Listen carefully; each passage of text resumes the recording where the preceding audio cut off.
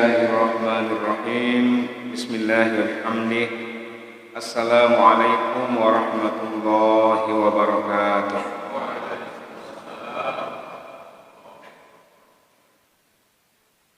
Alhamdulillahirabbil alamin wassalatu wassalamu ala asyrafil mursalin wa ala alihi wa sahbihi ajma'in.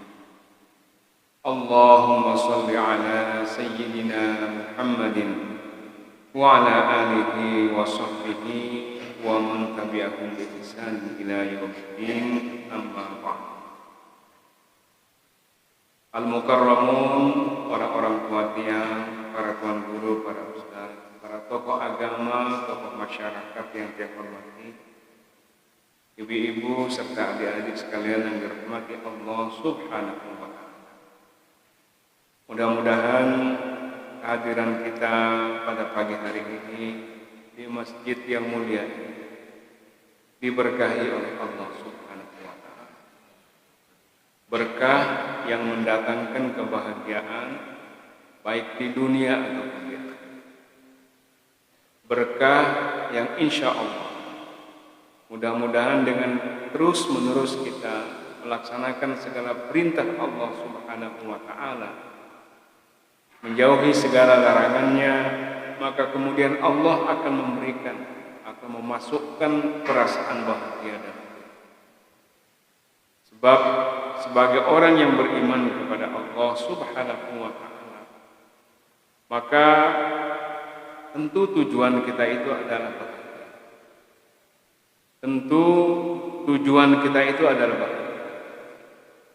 Tetapi kita diingatkan bahwa kebahagiaan atau as-sa'adah bagi orang-orang yang beriman itu tidak cukup hanya dengan kebahagiaan di dunia saja.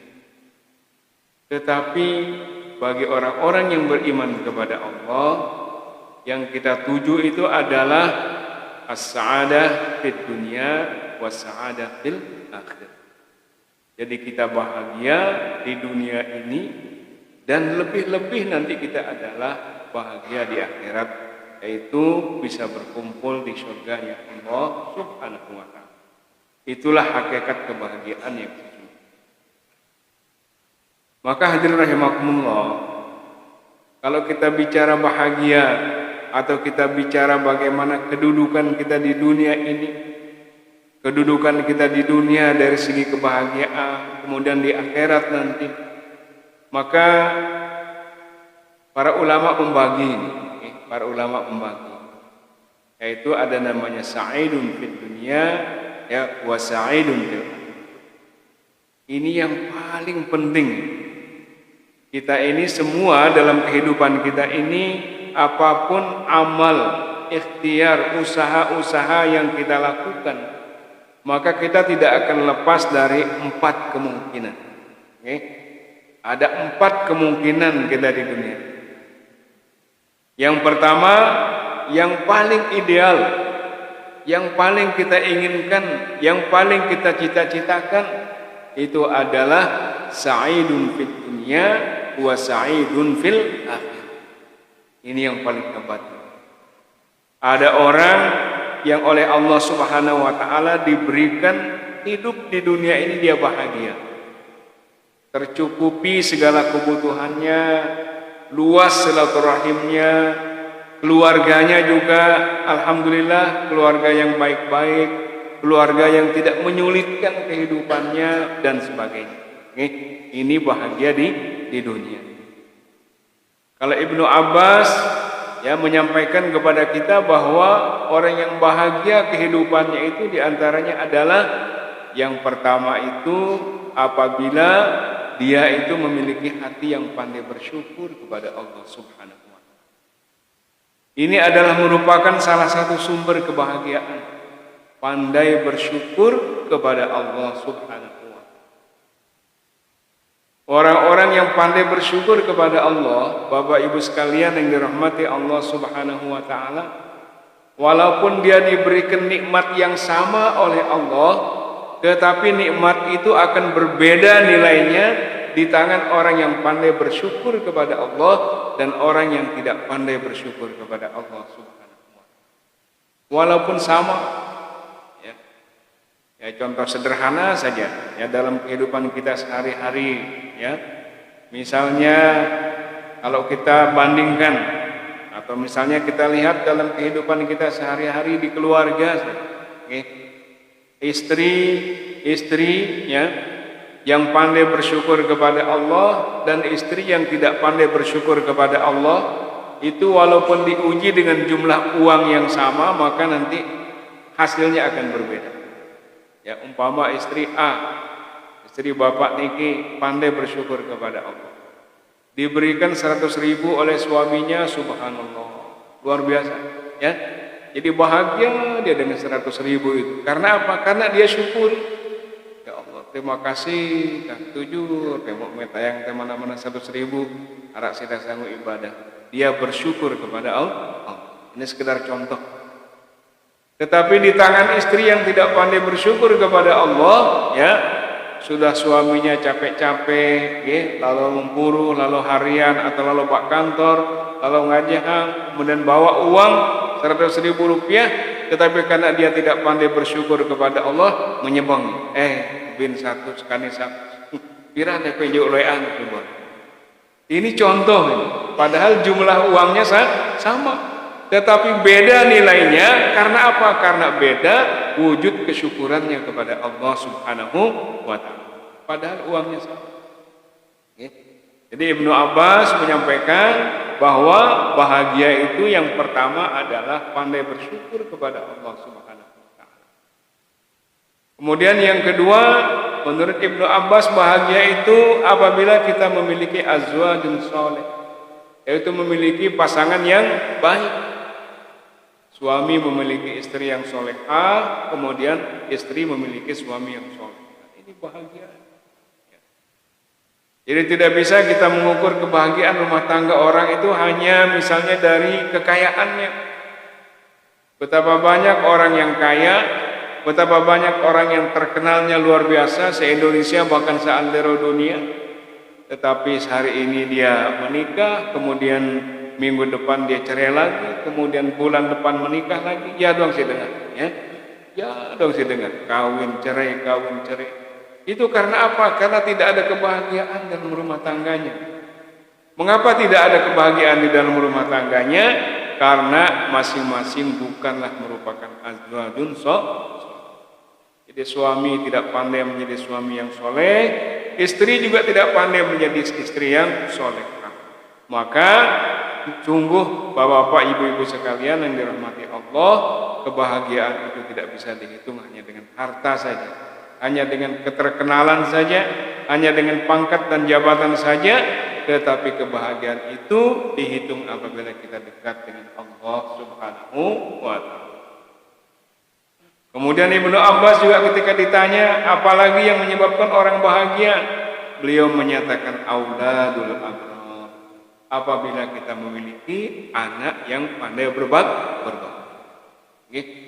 Jadi betapa banyak Bapak Ibu sekalian syukur kalau kita ini menjadi orang tua yang tidak direpotkan oleh anak kita.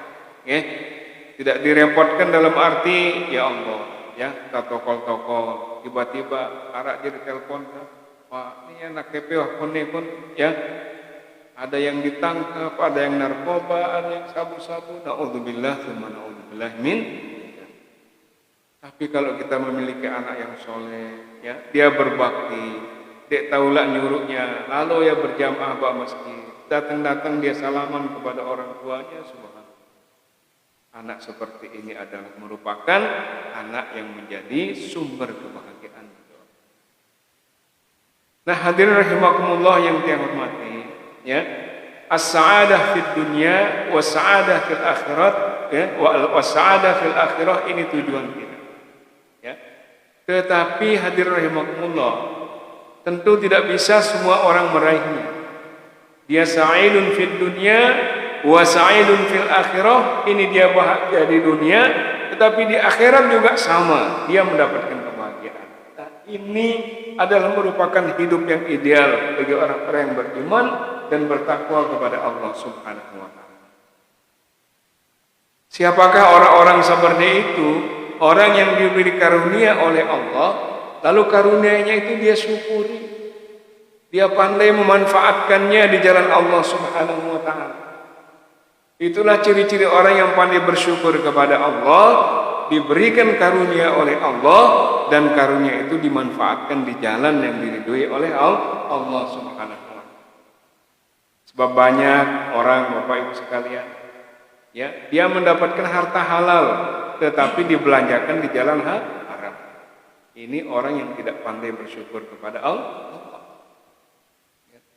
Diberikan harta halal oleh Allah, maka akan menjadi amal apabila harta yang halal itu juga kita belanjakan di jalan yang diridhoi oleh Allah Subhanahu wa taala. Kemudian kemungkinan yang kedua, Bapak Ibu sekalian, sa'idun fid dunya wa saqiyun fil akhirah. Ya. Nah, ini termasuk rugi juga. Di dunia kelihatan dia beruntung, dia bahagia, diberikan kekayaan oleh Allah, rumahnya mewah, ya, dia punya mobil, bahkan banyak mobilnya. Kemudian dia kelihatan terpandang. Tetapi hadirin rahimakumullah, semua karunia Allah itu tidak dimanfaatkan di jalan yang diridhoi oleh Allah, maka dia ini menjadi orang yang bahagia hanya di dunia saja, tetapi di akhirat dia menderita. Nah, ini masih kita rugi. Karena apa? Karena kesuksesan kita sebagai orang yang beriman kepada Allah Subhanahu wa taala itu tidak bisa diukur dengan kesuksesan kita di dunia ini saja. Ya, kalau kita menjadi nabi saja umpamanya kita pertanggungjawabkan di dunia. Ya, kalau misalnya bupati, maka nanti dia bertanggung jawab di hadapan DPR. Ketika DPR itu menerima pertanggungjawaban bupati, mungkin selesai persoalannya di dunia. Tetapi belum tentu selesai persoalannya di akhir. Karena kesuksesan itu tidak diukur hanya dengan kesuksesan yang nampak di dunia. Tetapi kesuksesan dalam pandangan agama kita itu diukur dari apakah kita mampu mempertanggungjawabkan semua yang diamanahkan oleh Allah Subhanahu wa taala ini di hadapan Allah Subhanahu wa taala. Maka jangan kita bangga, anak kita jadi dokter, sukses. Anak kita jadi pejabat, kelihatan sukses. Ingat, dan harus sering kita ingatkan bahwa kesuksesan itu bukan sekarang ukurannya. Tetapi kesuksesan itu ukurannya adalah apabila kita sukses mempertanggungjawabkannya di hadapan Allah Subhanahu. Oke, jadi yang kedua ini orang yang sa'idun fid dunya wa saqiyun fil akhirah. Ya, hartanya banyak, tidak dizakatkan. Hartanya banyak, tidak diinfakkan. Jadi dia bahagia sekali dengan hanya menikmati sendiri saja ya apa yang dikaruniakan Allah. Dia bahagia dengan hartanya itu hanya membuat rumah yang mewah, ya, kemudian berpesta pora tanpa memikirkan. Ya, kalau kita ambil contoh-contoh dalam sejarah itu, bagaimana Raja Sulaiman dengan bagaimana Qarun. Ya. Kedua-duanya itu diberikan limpahan harta oleh Allah Subhanahu wa taala. Kedua-duanya diberikan harta yang berlimpah oleh Allah. Ya, sekarang ini kalau kita bicara orang kaya, Bapak Ibu sekalian, sang dek taman, ya, melihat bagaimana Allah itu memberikan kekayaan kepada Qarun. Jadi Qarun itu kalau pagi-pagi itu ada serombongan unta yang berjalan dengan barisan yang panjang menuju kepada kantor tempat usahanya Qarun itu. Ternyata unta itu yang dibawa bukan barang, tetapi hanya kunci saja dari gudang-gudangnya Qarun. Coba bayangkan, kumbek loh gudang. Jadi onta-onta yang berbaris itu bukan membawa barang dagangannya Qarun. Lagu nggak sekedar jauh kunci gudang, kunci gudangnya saja itu dibawa oleh onta dengan barisan yang sangat panjang. Ah, subhanallah. Insyaallah lah, ya, kami kunci bau tamang pak kantong seperti. Tapi Qarun itu nggak bisa karena banyaknya, tapi namanya gudangnya itu, maka kunci gudangnya saja harus dibawa oleh onta yang barisan sangat panjang. Tetapi Qarun itu ketika ditanya oleh orang, dari mana kekayaan? Ya, dia mengatakan, ini dari saya. Artinya karena kepandaian saya berbisnis, kepandaian saya berusaha. Tidak ada kaitannya dengan karunia-karunia Allah Subhanahu wa Ta'ala. Tidak ada kaitan. Maka Bapak Ibu sekalian, Allah dengan sangat mudah, begitu barisan panjang ya tentara-tentara Qarun ini itu membawa harta, membawa kunci-kunci gudang itu, Allah pecahkan bumi ini, lalu semuanya masuk ya ke dalam bumi ini, lalu ditutup kembali oleh Allah Subhanahu wa Ta'ala. Selesailah sejarahnya. Hingga mungkin iki umpama tamu ya apa namanya logam-logam atau napi juga ya keris misalnya kontlok dalam, ini harta karun nih. Jadi kita bilang hartanya karun ya. Karena apa sih doyan karun? Sehingga kita anggap dimanapun kita ketemu dengan napi namanya keris, misalnya tempur tak piring napi, harta karun. Itulah. Tetapi Nabi Sulaiman ketika diberikan kekayaan oleh Allah, dan tidak hanya sekedar kekayaan yang diberikan kepada Nabi Sulaiman itu kekayaan, pangkat, dia seorang raja, ya. Kemudian juga keistimewaan bisa berbicara dengan hampir semua makhluk Allah.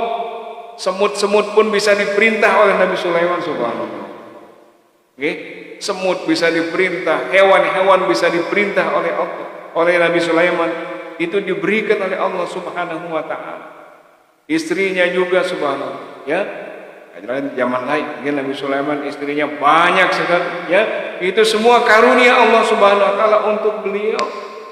Dan yang paling penting adalah selain diberikan kekayaan di dunia, Nabi Sulaiman juga orang yang didekatkan oleh Allah Subhanahu wa Ta'ala. Orang yang alim, orang yang soleh, raja yang luar biasa. Tetapi dengan karunia Allah Subhanahu wa Ta'ala yang berlimpah sebanyak itu, ketika dia ditanya Nabi Sulaiman apa dia menjawab? Beliau mengatakan, ada min fadli Rabb. Ini adalah merupakan karunia, kelebihan-kelebihan yang diberikan oleh Tuhan.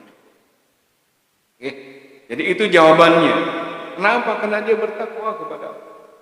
Nah, contoh-contoh itulah yang Nabi Sulaiman itu adalah sa'idun fid dunya wa sa'idun fil akhirah. Tapi yang rugi ini adalah kalau ada orang yang seperti Qarun itu diberikan karunia yang banyak tetapi tidak bisa dimanfaatkan untuk takwa kepada Allah, maka justru hartanya itu akan menjadi bebannya di akhirat. Kalau orang yang pandai memanfaatkan hartanya di dunia, hartanya tidak menjadi beban, tetapi hartanya itu justru menjadi kendaraannya di akhirat. Ya, banyak orang yang tidak berani kaya karena apa? Karena dia takut. Ya, hisabnya itu lebih panjang. Ini adalah bagi orang-orang yang hanya mengumpulkan harta saja, tetapi harta itu tidak dimanfaatkan di jalan Allah.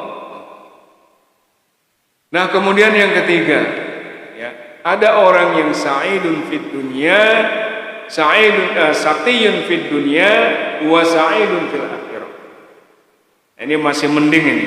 Ada orang yang di dunia itu dia kelihatan sederhana, mungkin tempat tinggalnya bukanlah rumah yang mewah, kemana-mana dia jalan kaki, misalnya ke masjid dia jalan kaki, kemana dia jalan kaki. Tetapi dalam kesederhanaan seperti itu dia taat kepada Allah, maka ini termasuk golongan yang ketiga, yaitu orang yang hidupnya di dunia mungkin kurang bahagia, tetapi dia tetap taat kepada Allah, maka di akhirat hidupnya akan sangat bahagia. Justru kesabaran dia karena diuji oleh Allah dengan kekurangan harta, ya, dan sebagainya itu menjadi penyebab dia digugurkan dosa-dosanya oleh Allah Subhanahu wa Ta'ala. Sehingga di akhirat dia menjadi orang yang bahagia. Yang paling rugi Bapak Ibu sekalian, yang paling rugi saqiyun fid dunya wa saqiyun fil akhirah. Sudah di dunia ini tinggal di tempat yang bocor, ya, kemudian balainya beri, kemudian rezekinya kurang, pergaulannya kurang, silaturahminya sempit. Sudah kondisinya seperti itu, dek kali sembahyang, dek kali sembahyang. Tahu ngebang tahu kumbe dengarak sekali bergerak kondiri. puasa yang hidup, puasa masih subhanallah. Nah, orang seperti ini sudah menderita di dunia, maka menderita juga di akhir. Inilah orang yang paling rugi. Mudah-mudahan Bapak Ibu sekalian kita termasuk ke dalam golongan orang yang pertama gitu. Mudah-mudahan ya. Mudah-mudahan kita termasuk golongan orang yang pertama. Di dunia rezeki kita lancar, dimudahkan oleh Allah. Ya, walaupun kita tidak kaya tapi cukup misalnya rezeki kita, dan kita bisa bawa dengan cara yang baik sehingga bisa kita pertanggungjawabkan di akhirat. Atau minimal kita bisa menjadi orang yang walaupun hidup kita di dunia ini sederhana, tetapi di akhirat kita menjadi orang yang bahagia insyaallah. Jadi dua itu yang kita. Nah, Bapak Ibu yang saya hormati, untuk mendapatkan kebahagiaan di dunia maupun di akhirat ya, yaitu sa'idun fid dunya wa sa'idun fil akhirah, nabi kuncinya. Jadi kuncinya itu adalah bertakwa kepada Allah Subhanahu wa ta'ala. Kita seringkali menghubungkan ya keterbatasan kita di dunia ini hanya karena persoalan diri kita pribadi.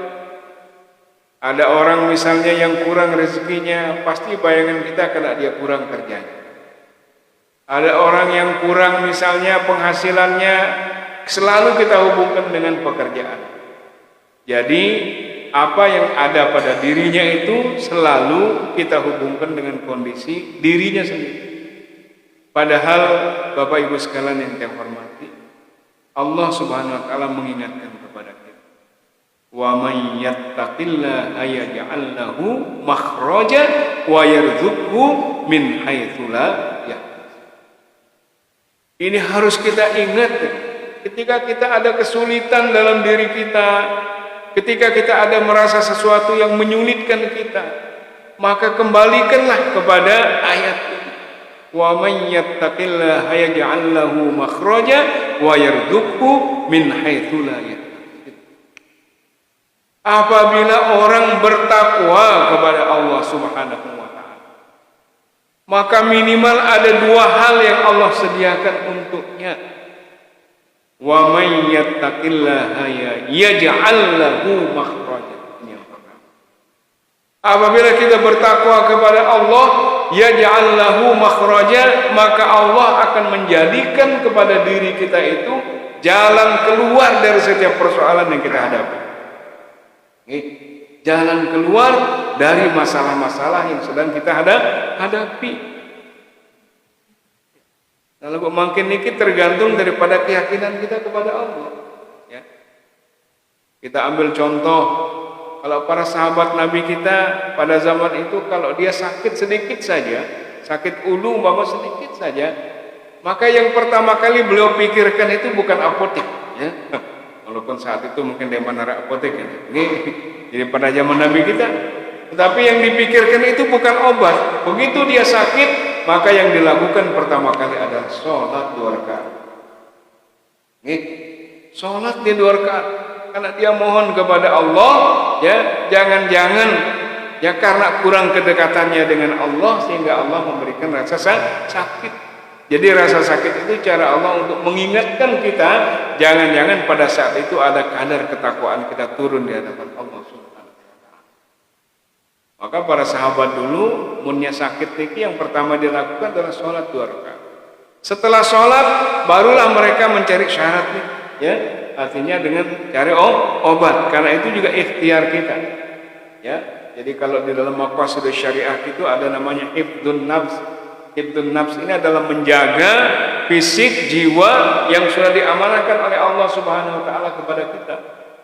Jadi salah satu cara kita menjaganya adalah yang muntah sakit kita berobat, ya.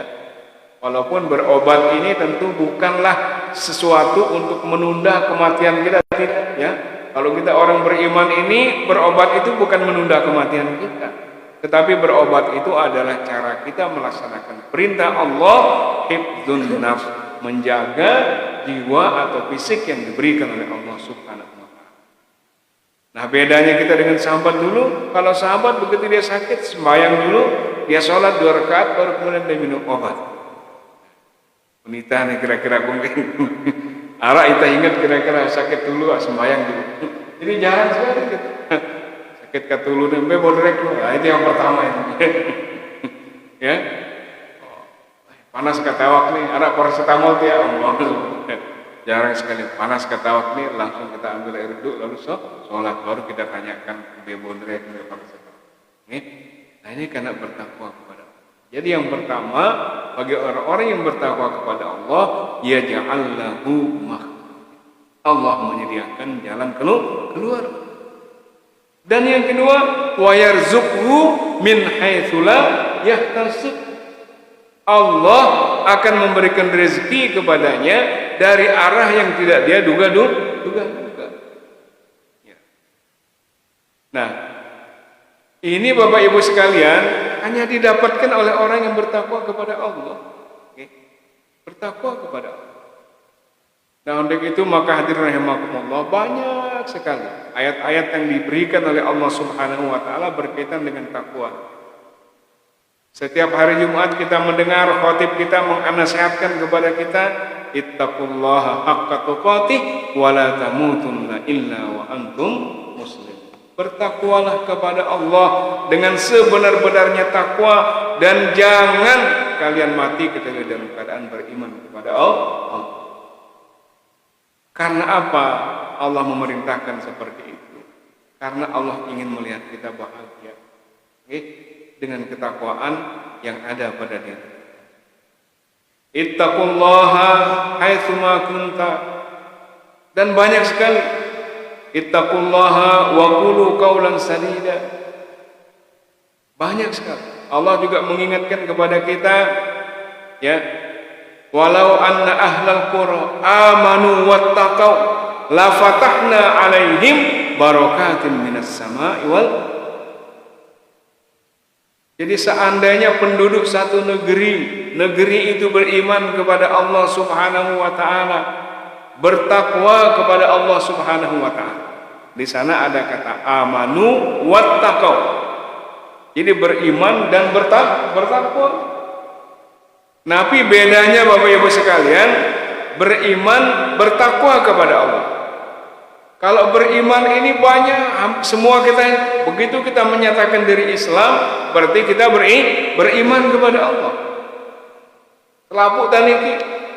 Begitu kita mengucapkan kalimat asyhadu an la ilaha illallah, maka kita termasuk ke dalam orang yang beriman kepada Allah.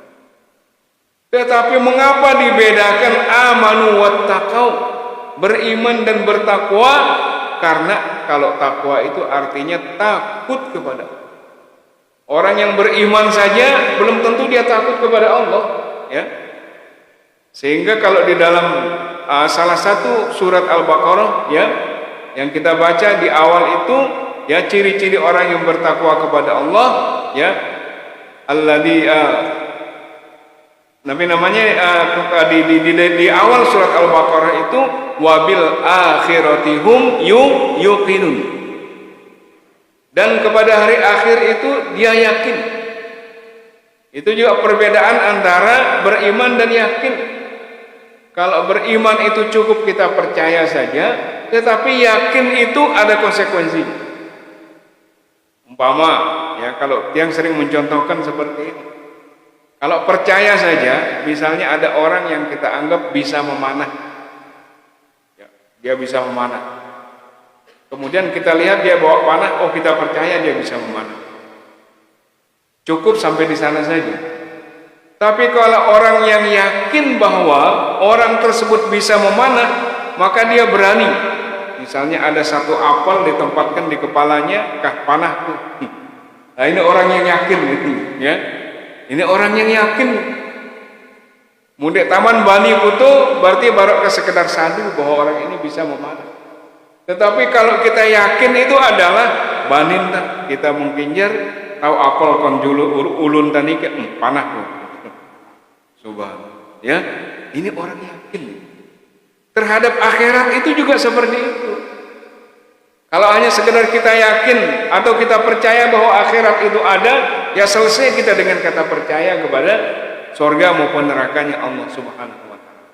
Tapi kalau orang yang yakin bahwa surga itu ada, maka hadirin rahimakumullah, setiap dia melakukan kebaikan, maka dia membayangkan bahwa dengan kebaikan itulah Allah Subhanahu wa taala akan merahmatinya untuk kemudian bisa masuk ke dalam surganya Allah Subhanahu wa taala.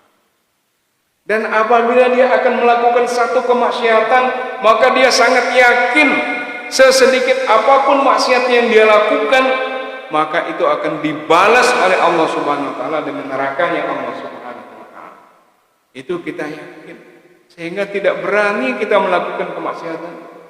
Karena kita yakin setiap kemaksiatan itu maka balasannya adalah neraka.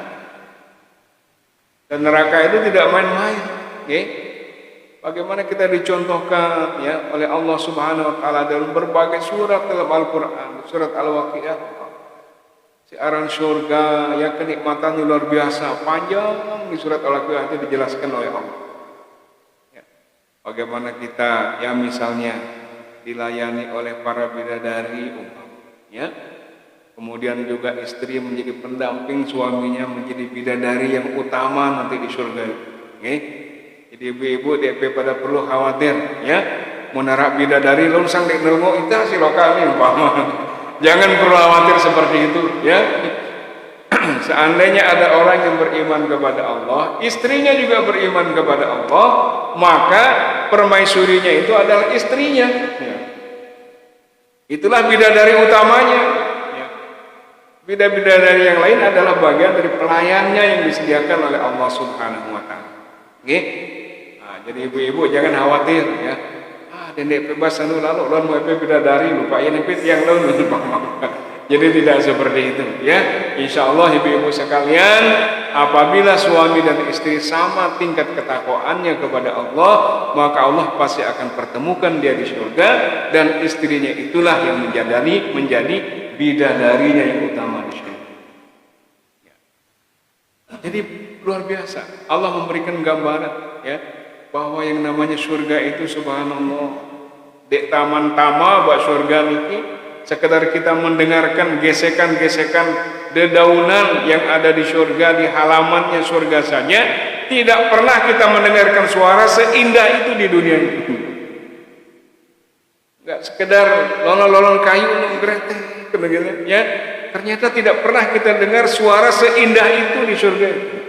Ini sekedar di luar, apalagi di dalam tidak bisa kita bayangkan. Ya. Basta sekedar mengangen doang, nggih. Yang laik kon dunia misal karena keadaan kita umpamanya jarang tamu duren kani umpama nggih. Dan di surga itu kita bayangkan wah laik melihat katanya duren kani mudah narakan. Selun-selun datang. Ya, tidak perlu kita capek ke sana kemari tiba-tiba dia datang. Bahkan ada pohon-pohon yang kemudian merunduk supaya buah-buahan itu bisa kita petik sambil kita tidur atau sambil kita duduk semua. Itu kenikmatan yang diberikan oleh Allah Subhanahu wa taala. Tetapi di neraka dengan Allah Subhanahu Allah juga memberikan kepada kita azab yang mungkin pedihnya tidak pernah kita bayangkan.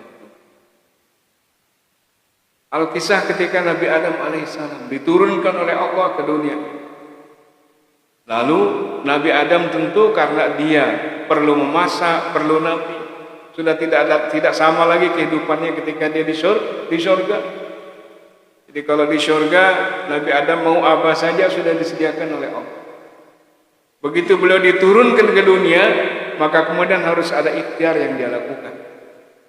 Nah, ketika beliau mau ya membutuhkan api, maka beliau berbicara kepada malaikat Malik, wahai malaikat Malik, ya, saya mohon berikanlah kepada saya api ini segenggam saja. Api yang berkuasa yaitu api neraka untuk kebutuhan saya di dunia. Nah, pilih malaikat Malik, ternyata kaget malaikat Malik. Ya Allah, wahai Adam, sekiranya segenggam api neraka itu aku kirim ke dunia, maka belum sampai ke dunia api neraka yang hanya segenggam ini hancur lebur dunia ini semua. Jadi punya segenggam api neraka ini, lalu kemudian saya kirim ke dunia, maka api neraka itu belum sampai ke dunia, hancur lebur seluruh dunia. Hanya dengan satu genggam saja. Omong kutu kumbe Nabi Adam. Ya, berikan saya kalau gitu hanya sekedar sebesar biji kedelai saja. Ya, beri-beri wah bengkel.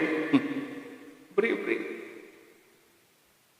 Nabi Adam mengatakan, kalau sebesar biji kedelai itu saya turunkan ke dunia, wahai Adam, maka sampai hari kiamat nanti tidak akan pernah terjadi hujan di dunia karena pengaruh neraka apa yang kecil itu. Nah, apa api neraka yang kecil yang saya turunkan ke dunia. Maka di dunia itu tidak akan pernah turun hujan sampai hari kiamat karena panasnya api neraka yang sedikit itu. Kalau begitu bagaimana Nabi Adam? Maka Adam mengatakan, kah kutetannya ya Nabi Adam yang bengepe sekadar pendapnya doang. Jadi diambil asapnya neraka, itu pun direndam lagi di telaga Kausar. Nggih. Jadi keremnya dulu asap api neraka ini, maka itulah yang diberikan kepada Nabi Adam untuk kepentingannya di dunia dan kita rasakan sampai hari ini.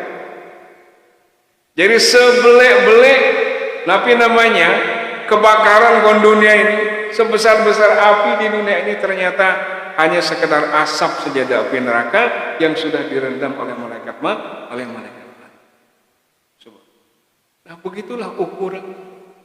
Sehingga kalau kita menjadi orang yang beriman kepada Allah, ciri-ciri orang yang bertakwa dalam surat Al-Baqarah itu wabil akhiratihum yuqin. Ya, kepada hari akhirat orang-orang yang bertakwa kepada Allah itu yakin, bukan sekedar percaya. Di sana tidak dikatakan yu'minun, wabil akhiratihum yu'minun, tidak. Kepada hari akhir maka orang yang beriman kepada Allah itu percaya, tidak. Tetapi Allah mengatakan orang yang beriman kepada Allah itu terhadap hari akhir mereka ya yakin. Maka seperti itulah bedanya tadi. Amanu wattaqau. Tidak cukup Allah mengatakan bahwa seandainya penduduk negeri di dunia ini beriman, tetapi Allah tambahkan dengan kata wattaqau. Itu artinya apa? Beriman itu sekedar tasadu saja bahwa Allah itu ada, tetapi wattaqwa itu adalah ditambah dengan kita ada rasa takut kepada Allah Subhanahu wa ta'ala. Seandainya semua kita ini takut kepada Allah, la fatahna alaihim barakatim minas sama. Maka Allah itu akan memberikan kita keberkahan dari segala arah. Ya, Allah turunkan keberkahan dari bumi, ya, kita ditumbuhkan pohon-pohon yang subur untuk kebutuhan kita. Allah tumbuhkan keberkahan dari langit dan sebagainya. Seandainya semua kita ini beriman dan bertakwa kepada Allah Subhanahu wa ta'ala. Nah, maka hadirin rahimakumullah, kalau kita kembali kepada tema bahwa kebahagiaan kita itu adalah berbanding lurus dengan ketakwaan kita. Oke? Jadi kalau kita bertakwa kepada Allah, insya Allah yang akan memasukkan kebahagiaan dalam diri. Banyak orang yang kehidupannya terbatas, tapi dia bahagia, ya, bahagia dengan kehidupan. Karena apa? Karena dia dekat dengan Allah. Ya. Jadi secara sederhana, muntah ibaratkan marak niki, ya. Jadi mendiang tanak, mendiang itu pada bijak. Lalu kalau anak kita ini apa yang kita suruh dia laksanakan. Muntah nyapaknya, kadang dia gawe ti anakku, dek yang gawe. Kira-kira kangen enggak kita terhadap anak yang seperti itu? Ya, kangen apa enggak ibu-ibu sekalian? Ya, jadi pasti EP pada ngangennya. Ya, jadi mau mati ya, bijana benik. Anakku dan dek lalu, ya. Anakku nih gawe nih, gawe. Kalau sembahyang, dia ulah sesuatu sembahyang. Maka kalau kita punya anak seperti itu, kita pasti sayang kepada anak kita. Lalu kalau dia meminta sesuatu kebutuhan kepada kita, insya Allah bejetan bengdai. Ya, pokoknya walaupun kita ukuran nyinggaangnya kepeng nikim petayang deh, karena si kangen akan berbeda. Sebaliknya kalau anak kita, ya Allah, ya, si suruh dek kalinya mau mati, ya bahkan bania nyumpa ita jadi tutuanya umpama lah sang bega rapi jaran anak tani selaput tak kangen kon anak lagu mun kuto tan anak ta sang masita mikir juga digambeng melanjut. Okay? Nah, itulah ukuran sederhananya takwa kepada Allah. Kalau kita takwa kepada Allah, apa perintah Allah kita ikuti, apa larangan Allah kita tinggalkan, tidak kita lakukan, maka tidak beda dengan kita terhadap anak seperti itu. Allah pasti sangat menyayangi kita, dan apa yang kita butuhkan terhadap Allah disediakan oleh Allah untuk kita. Itulah hakikatnya, wa yarzuqhu min haitsu la yahtasib. Oke. Jadi insya Allah Bapak Ibu sekalian, kebahagiaan kita sekali lagi tidak terletak pada banyaknya harta kita, tidak terletak pada pangkat dan kedudukan kita, tidak terletak pada anak-anak kita yang cantik, ya, anak-anak kita yang gagah. Tetapi Bapak Ibu sekalian, kebahagiaan kita terletak pada ketakwaan kita kepada Allah. Maka Allah Subhanahu wa taala menegaskan kepada kita, inna akramakum indallahi atqakum. Sesungguhnya yang paling mulia dalam pandangan Allah Subhanahu wa taala itu bukan orang yang kaya. Yang paling mulia dalam pandangan Allah itu bukan orang yang hebat ilmunya di dunia ini, tetapi yang paling mulia dalam pandangan Allah adalah atqakum, orang yang paling bertakwa. Nah, sehingga mudah-mudahan Bapak Ibu sekalian nih, kalau dari 4 kriteria tadi, mudah-mudahan Allah memberikan kita kehidupan yang bahagia di dunia ini, bahagia juga di akhirat karena kita takwa kepada Allah. Atau setidak-tidaknya sekiranya di dunia ini kita memiliki keterbatasan rezeki, maka mari kita berhusnuzon kepada Allah.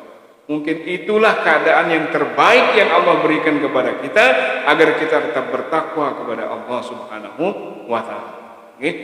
Nah, jadi mungkin dengan rezeki yang diberikan oleh Allah itulah ukuran kita. Sebab belum tentu orang itu bisa bertakwa kepada Allah dengan meloloskan diri dari ujian, karena ujian itu ada 2. Ujian itu mungkin dari sisi harta, itu ada orang yang diuji dengan kemiskinan atau sedikitnya harta, tetapi ingat ada juga orang yang diuji dengan banyaknya harta. Ya. Dua-duanya niki ujian dari Allah. Lagu kita niki jarang sekali menganggap ketika Allah memberikan kebaikan kepada kita, ya, lalu itu ujian dari Allah. Jarang, ya, jarang sekali.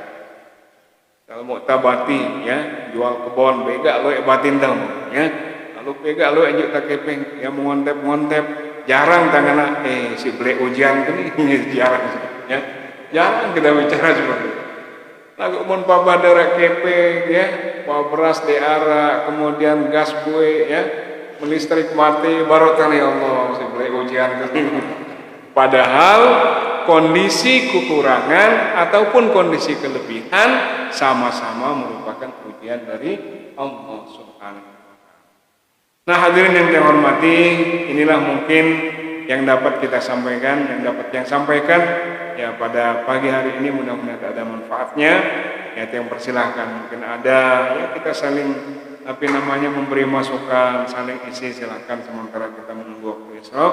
Mudah-mudahan apa yang kita lakukan atau majelis kita ini diberkahi oleh Allah Subhanahu wa taala, sehingga mudah-mudahan semuanya ini bisa menjadi bekal kita yang akan menyebabkan kita bahagia di akhirat nanti. Amin ya rabbal alamin.